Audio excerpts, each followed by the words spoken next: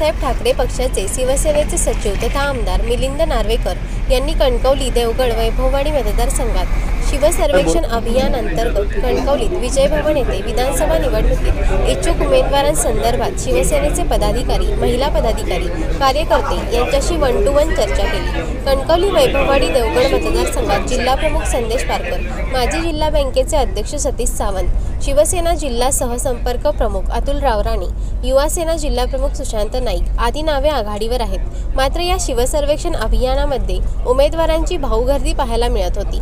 आज पार पडलेल्या शिवसर्वेक्षण अभियानामध्ये कणकवली, देवगड, वैभववाडी मतदारसंघात उभाठा पक्षाचा उमेदवार कोण, कार्यकर्त्यांमध्ये उत्सुकता लागून राहिली आहे।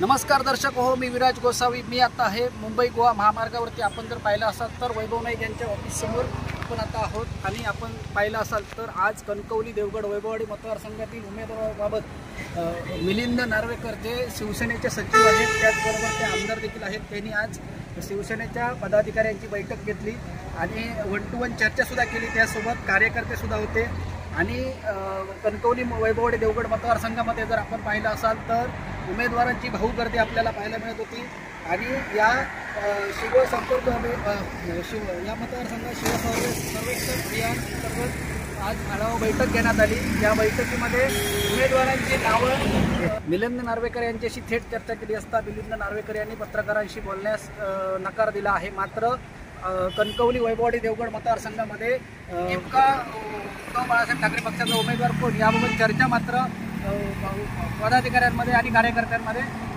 उत्सुकता वाढलेली आहे। कॅमेरामन रुपेश साळुंकेसह विराज गोसावी, सिंधुदुर्ग।